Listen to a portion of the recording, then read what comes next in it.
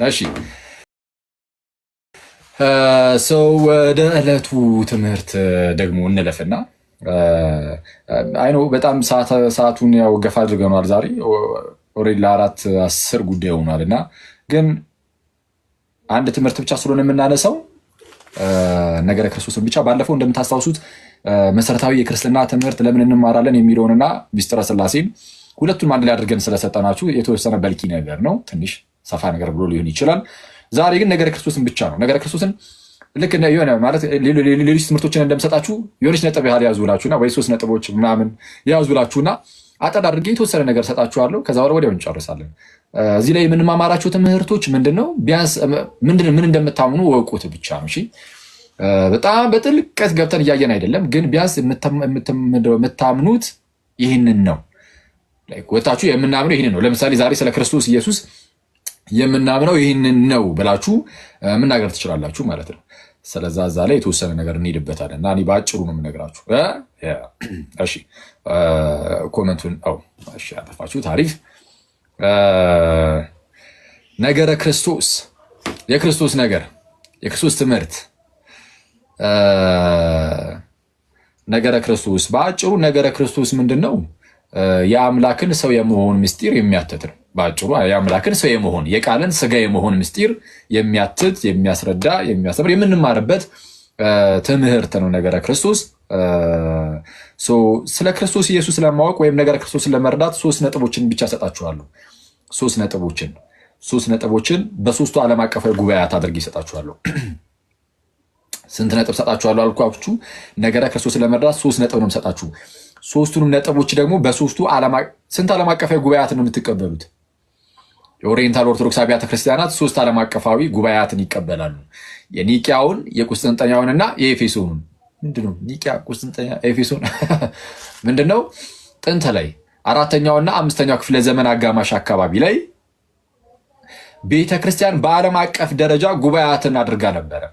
ማለት ለምሳሌ እኛ ሀገር ጉባኤ ይደረጋል አይደለ? ጉባኤ ሲደረግ ሀገር አቀፍ ነው ማለት ያው ከኢትዮጵያ አንጻር ብቻ ይሆናል። ግብፅ ላይም ሲደረግ፣ ሌሎች ዓለማት ላይም ሲደረግ የሆነ አካባቢ ላይ ጉባኤ ይደረጋል። ቤተክርስቲያን በዓለም አቀፍ ደረጃ ደግሞ ጉባኤያትን አድርጋ ነበር። ያው ጉባኤያትን ያደረገችው ከትምህርት ጋር በተያዘ በዋናነት ከክርስቶስ ጋር በተያዘ ለሚነሱ የስተት ትምህርቶች መልስ ለመስጠትና ብዥታዎችን ለማጥራት በማሰብ ነው። እና የመጀመሪያው ጉባኤ የኒቂያ ጉባኤ ይባላል። በኒቂያ ላይ በኤዥያ ማይነር አካባቢ ላይ ናት ኒቂያ ማለት ነው፣ ናይሲያ። እዛ የተደረገ አንድ ጉባኤ ነበረ፣ የኒቂያ ጉባኤ ተብሎ ይጠራል። 325 ዓመተ ምህረት ላይ የዛሬ 1700 ዓመት አካባቢ ነው ይህ ጉባኤ የነበረው። እና ለምን ተደረገ ምናምን ዲቴል አሁን እዚህ ላይ ምንም አላችሁም። ቢያንስ ግን ትምህርቱ ሰጣችሁ 3ቱ ነጥቦች ሳነሳ ትንሽ ነገር ነካ አደርግላችኋለሁ። ሁለተኛው ጉባኤ የቁስጥንጥንያው ጉባኤ ነው። 381 ዓመተ ምህረት ላይ ከ50 ዓመት አካባቢ ከ56 ዓመት አካባቢ በኋላ ማለት ነው በቁስጥንጥንያ ደግሞ ጉባኤ ተደረገ። እሱም ዓለም አቀፋዊ ጉባኤ ነው። በኋላ ላይ ደግሞ ከአሁንም ከ50 ዓመት አካባቢ በኋላ በ431 ዓመተ ምህረት በኤፌሶን ጉባኤ ተደረገ። እሱም ዓለም አቀፋዊ ጉባኤ ነው። እነዚህ ዓለም አቀፋዊ ጉባኤያት ናቸው። በእነዚህ ጉባኤያት ውስጥ ቤተክርስቲያናችን ዶክትሪናል የሆኑ ነገሮችን ወይም ሃይማኖታዊ የሆኑ ነገሮችን ኢንፋሊብሊ ዲፋይን ታደርጋለች፣ ወይም ደግሞ ኢንፋሊብሊ ሰጥታናለች። ሃይማኖታዊ ነገሮችን ቤተክርስቲያን በዓለም አቀፍ ደረጃ አትሳሳትም ስንል ምንድነው? የሃይማኖት ጉዳይ ላይ ነው፣ አስተምህሯዊ ጉዳይ ላይ አትሳሳትም። በዓለም አቀፍ ደረጃ የሰጠችን ትምህርት አለ። 3ቱም ነገረ ክርስቶስን የሚመለከቱ ናቸው። ሶስቱም ጉባኤያት እና ነገረ ክርስቶስን አሁን ስለ ክርስቶስ ለመረዳት እኔ 3 ነጥብ ብቻ ሰጣችሁና መጨረሻ ላይ ሰከልስላችሁ እነዚህን ጉባኤያትን አንስቼ ከልስላችኋለሁ። የሚያስፈልጋችሁ ከሆነ የተወሰነ እንትን እንዳይላችሁ ምንድነው እንዳይምታታባችሁ ጉባኤያቱን ዋናው ትምህርት ላይ አላስገባቸውም። በቃ ነጥቦቹን ብቻ ከመጽሐፍ ቅዱስ አንጻር ነግራችኋለሁ። የመጀመሪያ ነጥብ ያዙ። ነገረ ክርስቶስ በሉና ነጥብ 1 ኢየሱስ ፍጹም አምላክ ነው። ኢየሱስ ፍጹም አምላክ ነው። ስለዚህም የእግዚአብሔር ልጅ ነው። ኢየሱስ ፍጹም አምላክ ነው። የመጀመሪያው ነጥብ የምናየው ኢየሱስ አምላክ ነው የሚለውን ነው። ሁለተኛ የምናየው እመለሳለሁ ወደ አንደኛው። ሁለተኛ የምናየው ኢየሱስ ፍጹም ሰው ነው፣ ስለዚህ የሰው ልጅ ነው የሚለውን። 3ኛው ነጥብ የምናየው ኢየሱስ አምላክ ነው፣ ኢየሱስ ሰው ነው። 3ኛው ላይ በአምላክነትና በሰውነት መካከል ያለ ተዋህዶ አለ። ስለዛ ክርስቶስ ኢየሱስ እርሱ የተዋሃደ ነው፣ ውህድ ነው፣ ውህድ ባህሪ ነው። አምላክ ነው፣ ሰው ነው ስንል ሁለት እንዳንል ሁለት አካላት እና ሁለት ባህሪያት ብለን እንዳንጠራ ክርስቶስ እርሱ ደግሞ ውህድ የሆነ ባህሪ ነው። አንድ የሆነ ውህድ ባህሪ ነው። አንድ የሆነ አምላክም ሰውም የሆነ ነው የሚለውን ደግሞ አሳያችኋለሁ። እንዴት ነው የሚለውን ቀለል አድርጌ አሳያችኋለሁ። ምንም የሚወሳሰብ ነገር የለም። እናንተ ብቻ ተረጋግታችሁ በደምብ ስሙ። ከዛ በኋላ ነገረ ክርስቶስን ስትጠየቁ በአጭሩ ትመልሳላችሁ። ከዛ በኋላ ይህንን ካሳያችሁ በኋላ ምናልባት እንደ ቦነስ ነገር እና ክርስቶስ ላይ የሚነሱ ይሄ የምልጃ ምናምናምን ጉዳዮች ላይ ጠቅለል ያለ ነገር እነግራችኋለሁ። አንዳንድ ሰው እንዲሁ ዝም ብሎ ብቻ ጉንጫ አልፋ ክርክር ውስጥ ልንገባ ስለምንችል ማለት ነው ነገሮችን ባለመረዳት እሱን የተወሰነ ነገር ሰጥቻችሁ አልፋለሁ። ስለዚህ ወደ ዋናዎቹ ግን በቃ ሶስቱ ናቸው። ዋናዎቹ ነገረ ክርስቶስ ላይ ዋናዎቹ እነዚህ ናቸው። ትልቁ ቁም ነገር ሶስቱ ናቸው። እሺ ኢየሱስ አምላክ ነው። ኢየሱስ አምላክ ነው። አንደኛ ኢየሱስ አምላክ ነው። ክርስቶስ ኢየሱስ አምላክ ነው ሲባል የእግዚአብሔር ልጅ እንደመሆኑ ነው። ለምሳሌ እኔ የሰው ልጅ ነኝ። የሰው ልጅ እንደመሆኔ የተገኘሁት ከሰው ነውና በቃ ሰው ነኝ። ከሰው ከተገኘሁኝ ሰው እንጂ ሌላ ልሆን አልችልም። ከሰው ተገኝቼ ድመት ልሆን አልችልም። ከሰው የተገኘ ሰው ነው። ክርስቶስ እግዚአብሔር ነው ወይም አምላክ ነው ስንል ከእግዚአብሔር እንደመገኘቱ ወይም ከአብ እንደመገኘቱ ነው። የአብ ልጅ ነው ኢየሱስ። አብ እውነተኛ አምላክ ከሆነ እንግዲያውስ የአብ ልጅ እንደመሆኑ እርሱም እውነተኛ አምላክ ነው። አብ ብርሃን ከሆነ እንግዲያውስ ቀጥታ ከአብ የሚገኝ ስለሆነ እርሱም ወልድም ማለት ነው እውነተኛ ብርሃን ነው። ለዛ ነው የጸሎት ሃይማኖታችሁ ላይ ከእውነተኛ አምላክ የተገኘ እውነተኛ አምላክ፣ ከብርሃን የተገኘ ብርሃን እያላችሁ የምትጸልዩት። ከብርሃን የተገኘ ብርሃን ሲል ብርሃን ያለው አብን ነው። ከእርሱ የተገኘ ብርሃን ነው አለው ማንን? ወልድን። ቀጥታ ከእርሱ የሚገኝ ስለሆነ አብ የሆነውን ወልድም ነው አይደል? ከእውነተኛ አምላክ የተገኘ አምላክ ወይም እውነተኛ አምላክ አብ እውነተኛ አምላክ ነው። አብ እውነተኛ አምላክ ከሆነ ወልድ የምርም ከአብ የሚገኝ ከሆነ የአብ የምርም የገዛ ልጁ ከሆነ እንግዲያውስ ወልድም በቃ ልክ እንደ አብ እውነተኛ አምላክ ነው ማለት ነው። ግን ወልድ የምርም የአብ የገዛ ልጁ ነው ማለት እኛም ልጆቹ ተብለናል እኮ ለአብ። ግን የወልድ ምንድን ነው የሚለየው ከተባለ አሁን ከዚህ ቀደም ከትንሽ ቀናት በፊት ኢየሱስ እርሱ ክርስቶስ የእግዚአብሔር ልጅ ነው በሚል ርዕስ ገብተን ተማምረን ነበር። ስለዛ ያው እሱ ስለተማማራችሁ ቀለል አድርጌ ስለሱ የተወሰነ ነገር ከለስ ነገር አድርጌላችሁ አልፋለሁ ማለት ነው።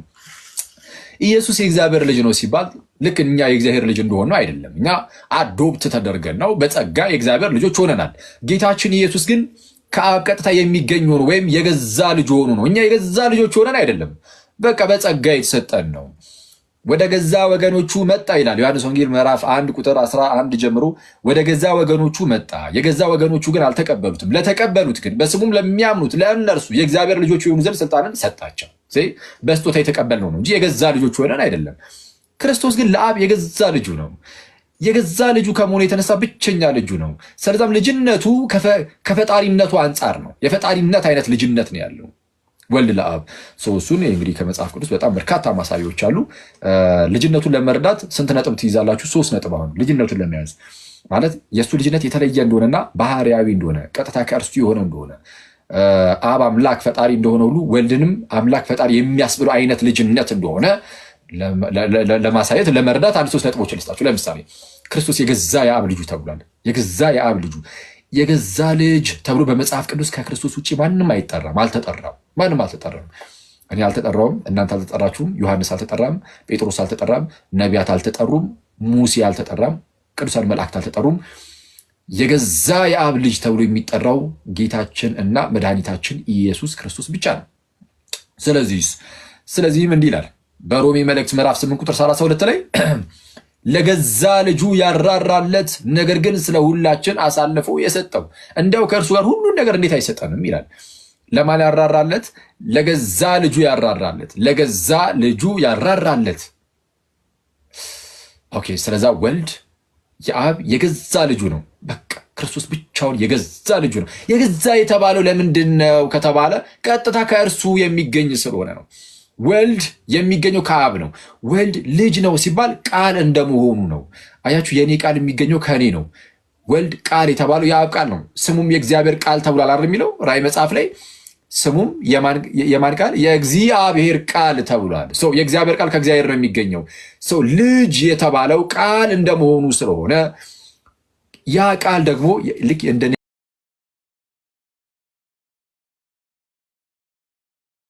አይነት ቃል ሰው ተብሎ ይጠራል። የኔ ቃል እኔ ሰው ነኝ አይደል? አክሊል ሰው ነው። አመናችሁም አላመናችሁም አይዞሽ ሰው አክሊል ሰው ነው ይባላል። ሰው ግን አይባልም። ሰው ግን አይባልም አይደል? አሁን ከአንደበት የሚወጡ ቃላቶች ሰው ይባላሉ እንዳይባሉም። ወደ እግዚአብሔር ስትሄዱ ወደ እግዚአብሔር ቃል ወደ ጌታችን ኢየሱስ ልክ እንደዚህ አይነት ዝም ብሎ ዝሩ ቃል ምናምን የሚናገራቸው ንግግር አይደለም። ንግግር አይነት ሳይሆን አካላዊ ቃል ነው እና ቃል ተብሎ ሲነገር ልክ ዓለማት የሚፈጠሩበት አይነት የእግዚአብሔር ጥበብ የሆኑ አይነት ቃልነት ነው እና ልክ እንደ ሪዝን አይነት ነገር ነው እና አካላዊ ነው። እውቀት ያለው ቃል ነው። አይቷል። የኛው ከአንደበት የሚወጣው ቃል እውቀት አለው ራሱ የለውም። የእግዚአብሔር ቃል ተብሎ ሲነገር ግን ጌታችን ኢየሱስ ልክ እንደዚህ እንደ ዝርው ቃል እንደ ንግግር አድርጋችሁ እንደዛ እንዳታስቡት። የእግዚአብሔር ቃል ሲባል ግን ጌታችን ኢየሱስ በእርሱ እውቀት አለ፣ እውቀት አለ፣ ህይወት አለ በእርሱ። አሁን ከአንደበቴ በሚወጡ ቃላቶች ምን የለም? ህይወት የለም እዛ ውስጥ። በእግዚአብሔር ቃል ውስጥ ግን ህይወት አለ። ህይወት በእርሱ ነበረች ተብሎ ዮሐንስ ወንጌል ምዕራፍ 1 ቁጥር 4 ላይ እንደተናገረው ህይወት በእርሱ ነበረች። ኦኬ እሷም ደግሞ የዓለም ብርሃን ናት እያለ እንደተናገረ ሰው ይህ ቃል ተመልከቱ ጋይስ፣ የሰው ቃል ሰው ተብሎ አይጠራም። የእግዚአብሔር ቃል ግን እግዚአብሔር ተብሎ ተጠርቷል። ዮሐንስ ወንጌል ምዕራፍ 1 ቁጥር 1 ላይ በመጀመሪያ ቃል ነበረ፣ ቃልም በእግዚአብሔር ዘንድ ነበር ይልና ቃልም እግዚአብሔር ነበር። ስለዛ ቃል አካላዊ ነው። አሁን ከዘላለሙም በእግዚአብሔር ዘንድ ወይም ከእግዚአብሔር ጋር የነበረ ቃል ነው። ቃልም ይላል ቀጣይ ደግሞ እግዚአብሔር ሆነ። ተመልከቱ፣ ቃል እግዚአብሔር ሆነ ይላል። ቃል እግዚአብሔር ሆነ ካለ ምን እያለ ነው? ቃል እግዚአብሔር ሆነ ካለ ቃል አስቀድሞ እግዚአብሔር አልነበረም። ከዛ የሆነ ሰዓት ላይ ነው እግዚአብሔር የሆነው ማለት ነው። እግዚአብሔር ሆነ ይሰመርበት ሆነ የሚለው ቃል እግዚአብሔር ሆነ ከተባለ ኦኬ፣ አስቀድሞ ግን አልነበረ እግዚአብሔር። ቃል እግዚአብሔር ያልነበረበት ጊዜ አለ እና የሆነ ሰዓት ላይ ነው እግዚአብሔርነትን ያገኘው ወይም እግዚአብሔር የሆነው ያስብላል። ግን እንደዛ አይልም መጽሐፉ። ቃልም እግዚአብሔር ነበረ። ስለ ፍጥረት ሲናገር ሁሉ በእርሱ ሆነ። ስለ ቃል ሲናገር ነበረ። በመጀመሪያ ቃል ነበረ፣ ቃልም በእግዚአብሔር ዘንድ ነበረ፣ ቃልም እግዚአብሔር ቃልም እግዚአብሔር ሆነ ነው። እግዚአብሔርነቱ ከዘላለም ነው። ከአብ እንደመገኘቱ አብ እግዚአብሔር እንደሆነ ሁሉ ወልድም ወይም ቃሉም እግዚአብሔር ነው። ስለዚህ ቃልም እግዚአብሔር ነበረ ነበረ ነበረ ነበረ። ስለ ቃል ሲነገር ስለ ፍጥረት ሲነገር ሆነ ሆነ፣ ሁሉ በእርሱ ሆነ። ፓንታዲ አውቱ ኤጌኔቶ ማለት ያልነበረ ነገር ሲሆን ማለት ነው። እሺ ሁሉ በእርሱ ሆነ። እሺ በኋላ ላይ እመጣበታለሁ፣ ግን ልዩነቱን እንድታውቁት ማለት ነው። ቁጥር 14 ላይ ቃልም ስጋ ነበረ ይላል ወይስ ሆነ? ስለ ስጋው ሲነገር ቃል ስጋ ነበረ ይላል ወይስ ሆነ? ነበረ ከተባለ ቃል ስጋ ነበረ ከተባለ ከዘላለሙ ቃል ስጋ ነበረ ያስብላል። እና እንደዛ ግን አይደለም። ኦፍኮርስ ቃል በቃ ቃል ነበረ እንጂ ስጋ አልነበረም። ስለዛ ምን ይላል? ቃልም ስጋ ሆነ። አስቀድሞ ስጋ አልነበረም፣ ይኸው ስጋ ሆነ። ከመቤታችን የሆነና የነበረ ልዩነት እንዲወቁ። ኦኬ ሰው የእግዚአብሔር ቃል እንደመሆኑ የእግዚአብሔር ልጅ ነው። እንደ ቃልነቱ ነው። ያ ልጅነት እንደ ቃልነት ያለ ልጅነት ነው። ስለዛ ቀጥታ ከርሱ የሚገኝ ስለሆነ የአብ የገዛ ልጁ ነው አልኳችሁ። የአብ የገዛ ልጁ ነው። ለገዛ ልጁ ያራራለት፣ ነገር ግን ስለ ሁላችን አሳልፎ የሰጠው እንዲያው ከእርሱ ጋር ሁሉን ነገር እንዴት አይሰጠ ነው? ምን እያለ ነው? የገዛ ልጁ ኢየሱስን ስለ እኛ አሳልፎ ከሰጠው ታዲያ ከገዛ ልጁ የሚበልጣል እንደ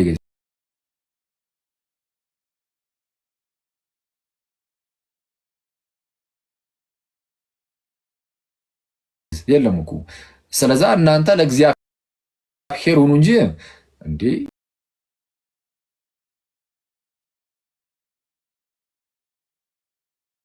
ልጁ ብቸኛ ልጁን የገዛ ልጁን ከሰጠን ሌላውን ነገርማ እንዲያው እንዴት አይሰጠም? ኧረ ይሰጠናል፣ ይሰጠናል።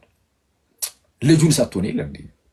ሌላው አይደንቅም ማለት ነው። ልጁ ነው በቃ ትልቁ ነገር ልጁ ነው ነው ሰው የገዛ ልጁ ተብሎ የተነገረለት ለዛ ነው። ስለዛ ሌሎቻችን የገዛ ልጆቹ ተብሎ አልተነገረልንም። አብንም የገዛ አባቴ ይለዋል። እንረዳው ቃላትን በደንብ መምረጥ አለብን።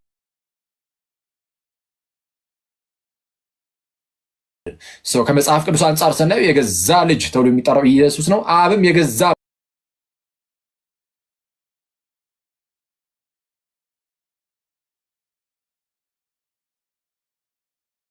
አባት ተብሎ የተጠራው ከዛሬ ይሰራል፣ እኔም እሰራለሁ። እኔ እንደዚህ ብሎ አሁን የሚናገር ሰው አለ እንዴ? የለም እኮ አባቴ እስከዛሬ ይሰራል፣ እኔም እሰራለሁ። ከሰንበት ጋር ተያይዞ ያውም ተጠይቆ ማለት ነው እንዴ። አብ አያርፍም ነው ማለት እረፍቱ የተሰጠው ለእኛ ነው። ኦኬ እኛ እንድናርፍ ነው። እግዚአብሔር ከሰራው ሁሉ ነገር አረፈ ተብሎ የተነገረው እኛ በዛ ውስጥ እንድናርፍ ነው።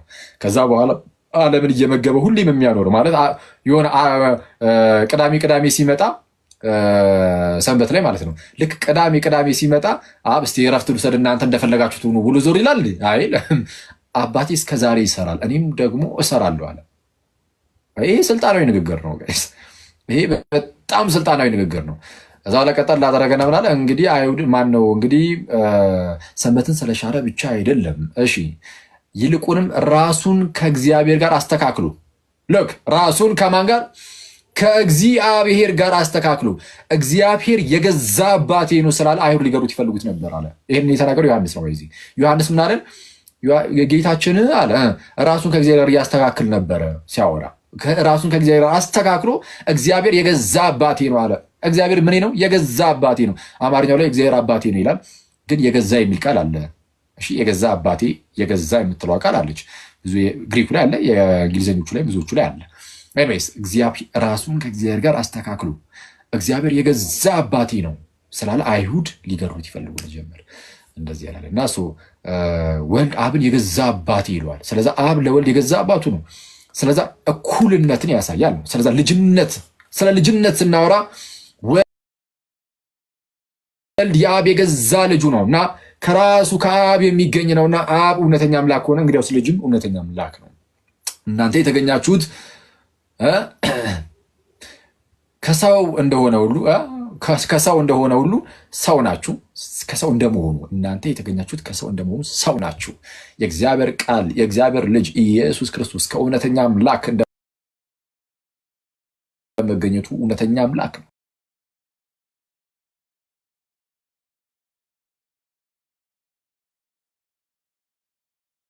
ከብርሃን እንደመገኘቱ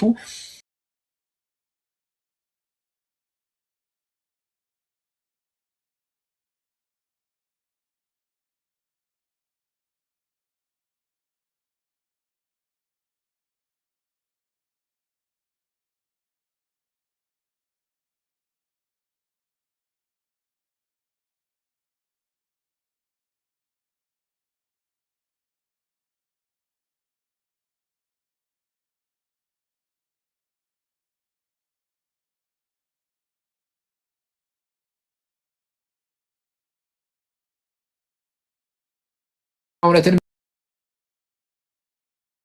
የተመላ ነው። አንድ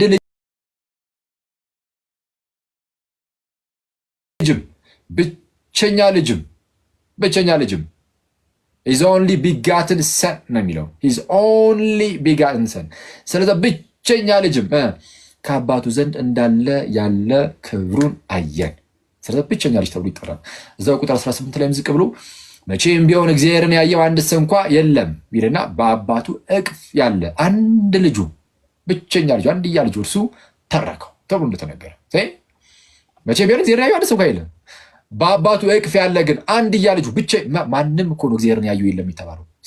እግዚአብሔርን ማንም ያየው የለም ተባለና በአባቱ ቦሰም ወይም እቅፍ ያለ ብቸኛ ልጁ አንድያ ልጁ እርሱ ግን ተረከው ተባለ። ስለዚህ ኢየሱስ ብቸኛ ልጅ ነው። ለምን? የገዛ ልጅ ነውና።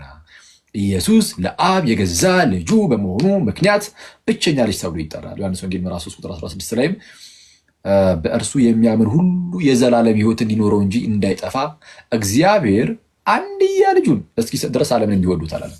ስንትያ ልጁን? አንድያ ልጁን። ስለዛ ወልድ የአብ ብቸኛ አንድያ ልጁ ነው። ለምን? የገዛ ልጁ ነውና።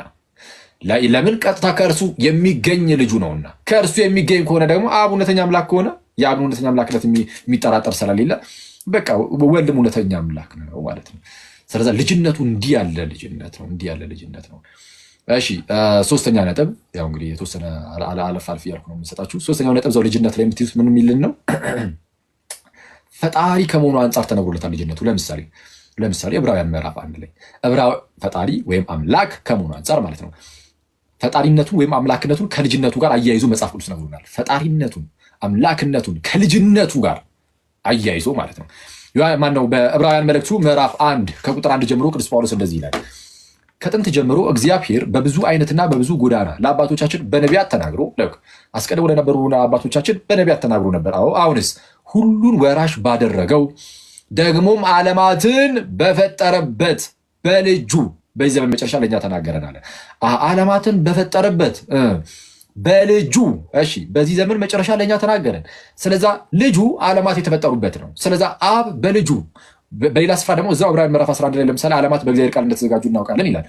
ስለዛ ዓለማት የተዘጋጁት በእግዚአብሔር ቃል ነው። ሌላ ክፍል ላይ ደግሞ በልጁ እንደሆነ ይነግሩናል። ስለዛ ቃሉ ነው ልጁ፣ አለቀ። ሌላ ነገር የለውም። ስለዚህ ዓለማትን ዘመናትን ወይም ጊዜያትን ሁሉ በልጁ ፈጠረ ማለት ልጁ ዘላለማዊ ነው፣ ከጊዜ ሁሉ በፊት ስለሆነ ጊዜም የተፈጠረው በልጁ ስለሆነ እግዚአብሔር በልጁ ዓለማትን ፈጠረ። ዓለማትን በፈጠረበት በልጁ በዚህ ዘመን መጨረሻ ለኛ ነገረን። ስለዛ ልጅ ነው ሲባል ዓለማት እንኳን የተፈጠሩበት ከመሆኑ አንጻር ስለሆነ ፈጣሪነቱን አምላክነቱን የሚያሳይ ነው ልጅነቱ። ልጅነቱን ከፈጣሪነቱ ከአምላክነቱ ጋር እያስተሳሰረ ይነግረናል መጽሐፍ። ተጨማሪ ማስረጃ ዕብራውያን ምዕራፍ እዛው 1 ቁጥር 8 ላይም ስለ ልጁ ግን ብሎ የተናገረው ነው ክፍል አለ አይደል? ስለ መላእክትና ወልድን ሲያነጻጽር ልጁን ማለት ነው። ስለ ልጁ ግን ይላል አምላክ ሆይ ዙፋን ለዘላለም ነው፣ በትርህም የቅንነት በትር ነው ይላል። አምላክ ሆይ ዙፋን እስከ ዘላለም ድረስ ነው፣ በትርህም የቅንነት በትር ነው። ስለ ልጁ ሲናገር አምላክ ሆይ ብሎ ይናገራል ይላል። ስለ ልጁ ሲነገር አምላክ ተብሎ ይነገራል። ለምን?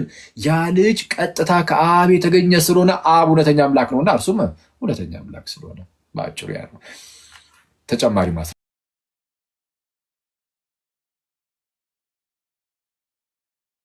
ቆላሲስ ምዕራፍ 1 ቁጥር 15 ይህንን ከዚህ ቀደም ነበረው ክፍላችን ላይ እነዚህ ነገሮችን አይተን ነበር። ቆላሲስ ምዕራፍ 1 ቁጥር 15 ላይ እርሱ የማይታይ አምላክ ምሳሌ ነው ይለዋል። እርሱ የማይታይ አምላክ ምሳሌ ነው ይልና የሚታዩትም ሆኑ የማይታዩት በሰማይም በምድርም ያለው አለቅነት ቢሆን ስልጣናት፣ ጌትነት ቢሆን ዙፋናት ሁሉ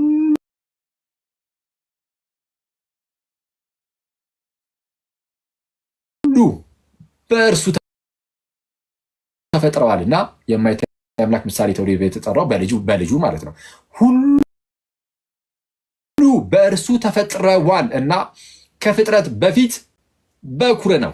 በኩር ማለት ፕሮቶቶኮስ መጀመሪያ የተወለደ ማለት ነው። የተወለደ መጀመሪያ የተፈጠረ አይለውም። ይህንን ይዝና አርጌንስ የተባለ አንድ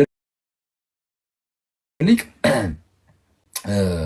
ስለ ፍጥረት ሲናገር ተፈጠሩ ይላል። ስለ ልጁ ሲናገር ግን ከፍጥረት ሁሉ በፊት ተፈጠረ አይልም፣ ተወለደ ነው የሚለው። ስለዛ ወልድ ያልነበረበት ጊዜ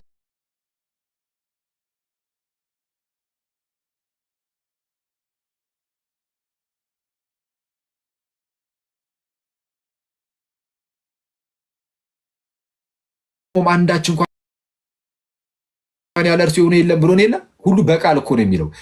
ቃል ፍጡር ነው የሚሉ አርዮሳውያን አሉ። ርጉም አርዮስ ያስተማረው ትምህርት ይሄ ነው። ቃል የመጀመሪያው ፍጡር ነው ብሎ ያስተምር ነበር። ቃል ፍጡር አይደለም። ቃል ዓለማት ሁሉ የተፈጠሩበት የራሱ የእግዚአብሔር ጥበቡ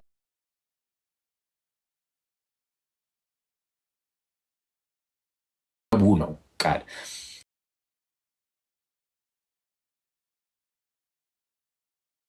እና ለማንኛውም ሁሉ በእርሱ ሆነ ይላል።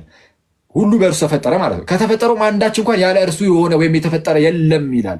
ቃል ራሱ ፍጡር ከሆነ እንግዲያውስ ራሱን በራሱ ፈጠረ። ምክንያቱም ከተፈጠረው ነገሮች ውስጥ ያለ እርሱ የተፈጠረ ምንም የለም ስለሚል እና ይሄ ደግሞ አደገኛ ዳይሌማ ነው ማለት ራሱን በራሱ ሊፈጠር ስለማይችል ኤግዚስት የማያደርግ ነገር ራሱ ፈጥሮ ተነሳ አይባልም። ግልጽ ነው። እና ሰው ፈጣሪነቱን ከልጅነቱ ጋር እንደዚህ አቆራኝቶ አስተሳስሮ ደግሞ ይናገራል። ስለዛ ክርስቶስ ኢየሱስ እርሱ በእውነት ፍጹም አምላክ ነው። አምላክነቱ ልጅ ከመሆኑ አንጻር ከአብ የተገኘ ነው። ስለዚህ አምላክ ነው እና አምላክነቱን በጣም በሰፊው መጽሐፍ ቅዱስ በተለያየ መልኩ ይሄ አምላክ እያለ ብቻ ይኸው ቲቶ ለምሳሌ ምዕራፍ 2 ቁጥር 13 ላይ ከዚህ ቀደም እንዳሳያችሁ ታላቁ አምላካችንና መድኃኒታችን ይለዋል ኢየሱስን። ሮሜ 9:5 ላይም እንደዚሁ ለዘላለም የተባረከ አምላክ ነው ይለዋል። በመጀመሪያ ዮሐንስ መልእክት ምዕራፍ 5 ቁጥር 20 ላይም እውነተኛ አምላክ ብሎ ይጠራዋል ኢየሱስን ወልድን፣ እርሱም እውነተኛ አምላክ ነው ይለዋል። ቀጥታ አምላክ ብቻ ተብሎ መጠራት ግን አይደለም ነገራችን። አሁን እንዳሳያችሁ ዮሐንስ 1:1 ላይም ቃልም እግዚአብሔር ነበረ ብሎ በግልጽ ይጠራዋል። ይህ ብቻ ሳይሆን ግን ፈጣሪነቱን ደግሞ እንዳየነው በግልጽ መጽሐፍ ቅዱስ ያስቀምጣል። ፕላስ ለእግዚአብሔር ብቻ ለፈጣሪ ብቻ የሚሰጡ የተለያዩ ተርሞችን ወይም መጠሪያዎችን ታይትሎችን ደግሞ ይወስዳል። ለምሳሌ የነገስታት ንጉስ፣ የንጉሶች ንጉስ ተብሎ በመጽሐፍ ቅዱሳቸው ላይ የተጠራው እግዚአብሔር ብቻ ነው። ምንድነው? ልክ ለምሳሌ መዝሙረኛው ዳዊት እንደሚናገረው ማለት ነው እናንተ መኳንንት ደጆችን ክፈቱ የክብር ንጉስ ይግባ እንዳለው ልክ እንደዛ ሁሉ ጌታችን የክብር ንጉስ ወይም የክብር ጌታ እየተባለ ሲጠራ አይተነዋል። የክብር ጌታ፣ የነገስታት ንጉስ፣ የጌቶች ጌታ እየተባለ ሲጠራ አይተነዋል። ሕይወት ተብሎ ሲጠራ፣ እውነት እየተባለ ሲጠራ አይተነዋል እና ሌሎችም በጣም በርካታ እና ሰው ክርስቶስ በእውነት እርሱ ፍጹም አምላክ ነው። ፍጹም አምላክ ነው። እሺ ክርስቶስ አምላክ መሆኑን የሚክድ ቢኖር ከእግዚአብሔር መንግስት ይጎርላል። ከእግዚአብሔር መንግስት ይጎርላል። አምላክነቱን የማይቀበል የጌታችንን አምላክነቱን የማይቀበል ሰው ከእግዚአብሔር ክብር ይጎርላል። ከእግዚአብሔር ክብር ይጎርላል። ከእግዚአብሔር ክብር የሚጎርለው ግን አምላክነቱን የሚክድ ብቻ አይደለም፣ ሰውነቱን የሚክድም ከእግዚአብሔር ክብር ይጎርላል። የጌታችን የክርስቶስ ኢየሱስን ፍጹም ሰውነቱን የሚክድ ማለት ነው። ኦኬ፣ ስለዚህ ሁለተኛው ነጥብ ላይ እንግባና ቶሎ እንጨርስ። ሁለተኛ ነጥብ ኢየሱስ እርሱ ፍጹም ሰው ነው። ስለዚህም የሰው ልጅ ነው። ስለዚህም የምን ልጅ ነው? የሰው ልጅ ነው። ታስታውሳላችሁ የመጀመሪያው ነጥብ ላይ ክርስቶስ የእግዚአብሔር ማነው? ፍጹም አምላክ ነው ስንል የእግዚአብሔር ልጅ እንደመሆኑ ነው። የአምላክ ልጅ እንደመሆኑ ነው ብለናል። ቀጥታ ከአምላክ የሚገኝ እንደመሆኑ የአምላክ ልጅ ተብሏል። ልክ እንደዚህ ሁሉ ደግሞ በዘመን ፍጻሜ እግዚአብሔር ከሴት የተገኘ ልጁን ወይም ከሴት የተወለደ ልጁን ላከው እንዳለ ገላትያ ምዕራፍ 4 ቁጥር 4 ላይ በዘመን ፍጻሜ እግዚአብሔር ከሴት የተወለደ ከሴት የተገኘ ልጁን ላከ ይላል። ከሴት የተባለው ሴቲቱ ቅድስት ድንግል ናት። ከእመቤታችን ጌታችን ኢየሱስ ተወለደ። ስለዚህ እመቤታችን ወላዲተ አምላክ ትባላለች። ኦኬ፣ በስጋ ከእመቤታችን እንደመወለዱ ተመልከቱ። የሰው ልጅ ነውና ሰው ነው። በቃ አለቀ። የአምላክ ልጅ እንደመሆኑ አምላክ እንዳልነው የሰው ልጅ እንደመሆኑ ደግሞ ሰው ተብሎም ደግሞ ይጠራል። ከእመቤታችን በስጋ ተገኝቷልና ልክ ከአብ የተገኘ እንዳልነው የተፈጠረ አይደለም፣ የተገኘ ልክ ምንድነው ከብርሃን የሚገኝ ብርሃን አለ አይደል? ልክ እንደዛ ማለት ነው። እየፈጠረ አይደለም፣ መሽቀዳደምም የለም። ልክ እንደዚህ ሁሉ ከእመቤታችንም በስጋ ደግሞ ተገኝቷል። ቃል ከአብ እንደተገኘ ሁሉ በስጋ ደግሞ ከእመቤታችን ተገኝቷል። ሚኒንግ የእመቤታችን ባህሪ የጌታችንን ባህሪ ነው። ሰው እንደመሆኑ የእመቤታችን ባህሪ ከኛ ባህሪ ይለያል? አይለይም። ሰው የእኛ ባህሪ የጌታችንን ባህሪ ነው። ስለዛ ከእመቤታችን በስጋ እንደመወለዱ በባህሪ እኛን ይመስለናል። ከአብ ቀጥታ እንደመገኘቱ ራሱን አብን ይመስለዋል። አምላክ ነው። በኋላ ደግሞ በስጋ ከእመቤታችን እንደመወለዱ ደግሞ ሰው ነውና በባህሪ እኛንም ይመስለናል። ስለዛ ክርስቶስ በባህሪ እኛንም አብንም ነው የሚመስለው። አብን ብቻ አይደለም፣ እኛንም ይመስላል። እኛንም ይመስላል በባህሪ ማለት ነው። ይሄ ደብል ኮንሰብስቴንሻሊቲ ይሉታል። አብ ከወልድ ጋር ይቅርታ፣ ወልድ ከአብ ጋር ኮንሰብስቴንሻል ነው። አምላክ እንደመሆኑ ሰው እንደመሆኑ ደግሞ ከኛ ጋር ኮንሰብስቴንሻል ነው። ወይስ በባህሪ አንድ ነው? ከኛ ጋር በባህሪ አንድ ነው ጌታችን። ሰው እንደመሆኑ አምላክ እንደመሆኑ ደግሞ ከአባቱ ጋር አንድ ነው በባህሪ። ስለዛ ሰውነቱ ላይ ከእመቤታችን የተገኘ ነው። ሰው ከእመቤታችን የተገኘ ነው ሲባል ዝም ብሎ አንዳንድ ሰዎች ምን ብሎ ይናገራሉ? ዝም ብሎ እንደ ቱቦ ብቻ ዝም ብሎ አለፈባት ይላሉ።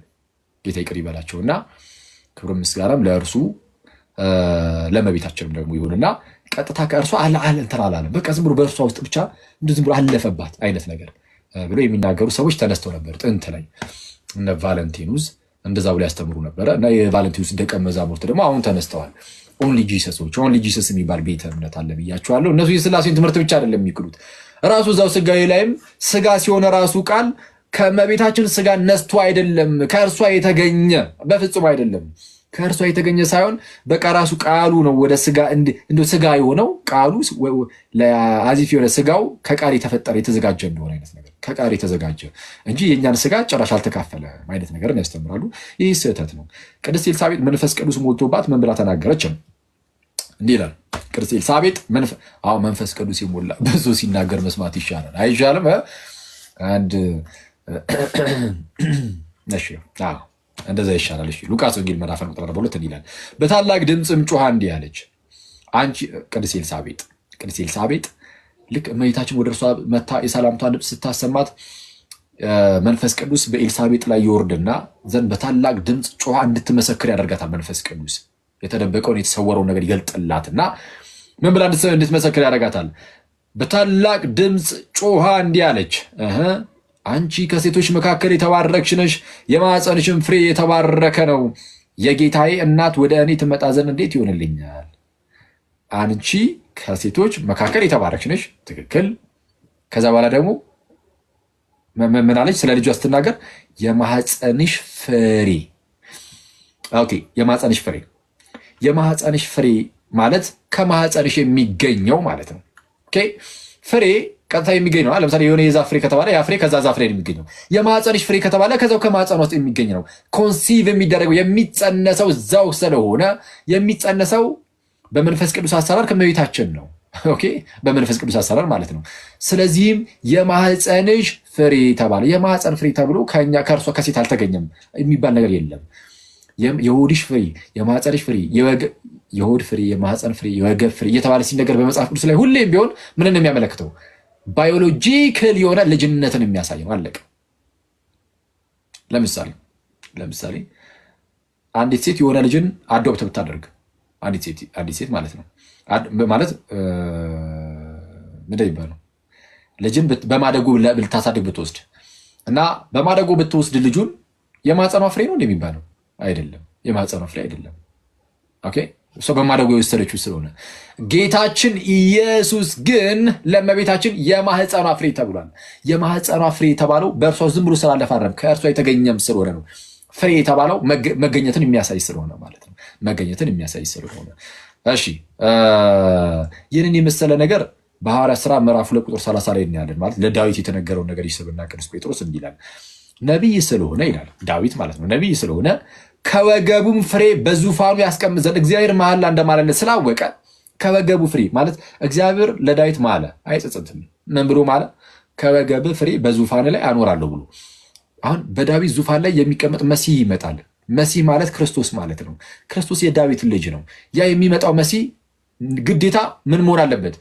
ከወገብ ፍሬ ስላለ የዳዊት የወገቡ ፍሬ ነው መሆን ያለበት። የዳዊት ምን የወገቡ ፍሬ ማለት ባዮሎጂካሊ ቀጥታ ከእርሱ የሚገኝ መሆን አለበት ማለት ነው።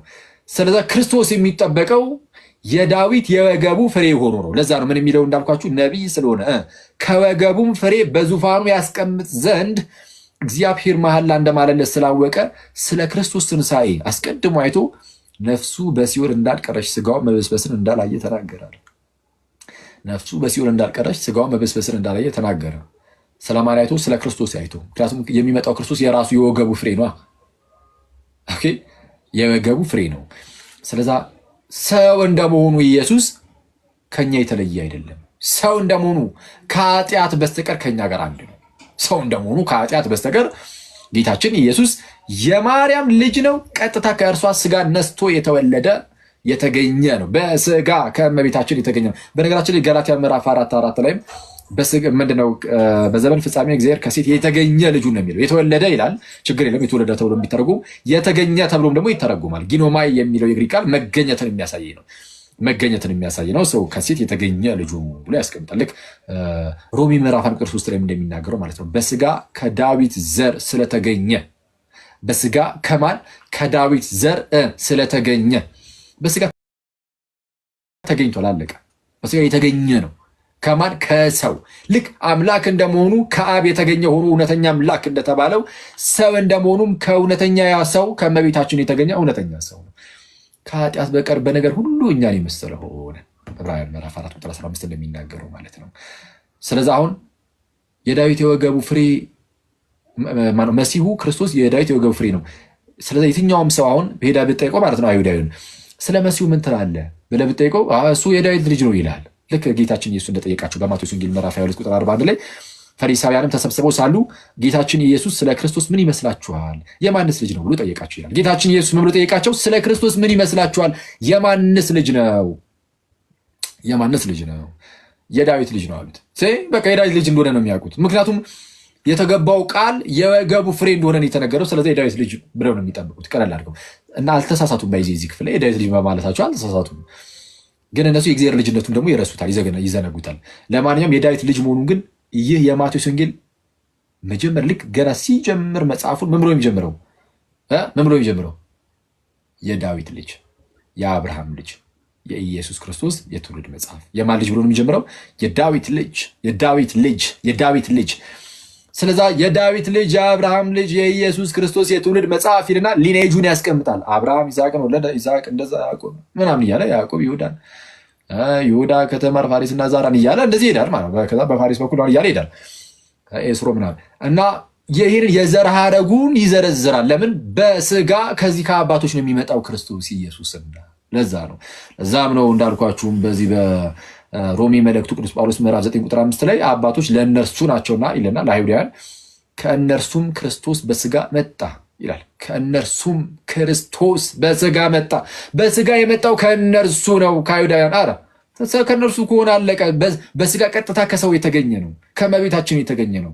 ቫሌንቲኖሳውያን እንደሚናገሩት አሁን ላይ ያሉ ኦንሊ ጂሰሶች እንደሚናገሩት ኢየሱስ ክርስቶስ አዳሚክ ኦሪጅን የለውም እንደሚሉት አይደለም። ወይም አዳማዊ ማለት ከአዳም የመጣውን ስጋ አልያዘውም እንደሚሉት አይደለም። ቀጥታ ከእመቤታችን ስጋን ተካፍሏል፣ ስጋ ነስቷል።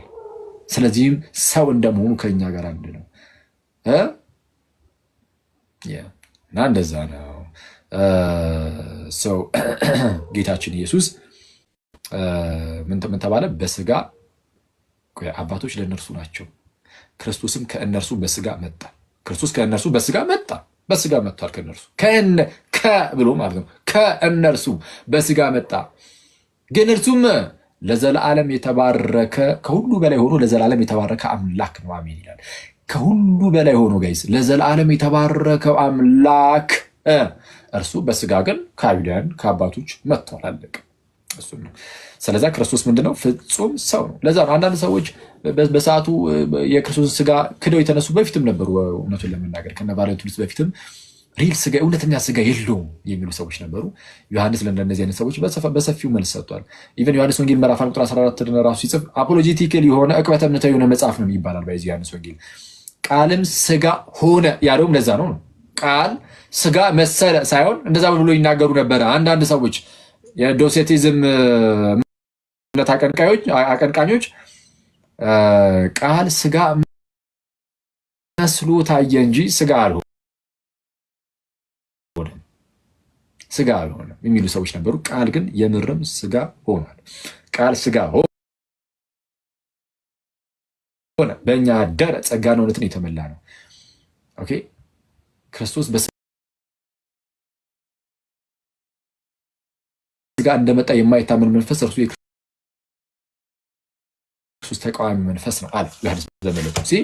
ክርስቶስ በስጋ እንደመጣ የማይታመን መንፈስ፣ በሰዓቱ ስጋውን የሚክዱ ከሃዲያን ተነስተው ነበረ። እነርሱ የክርስቶስ ተቃዋሚ መንፈስ ናቸው። በቃ እሱ የክርስቶስ ተቃዋሚ መንፈስ ነው፣ ይህን የሚክድ አለ።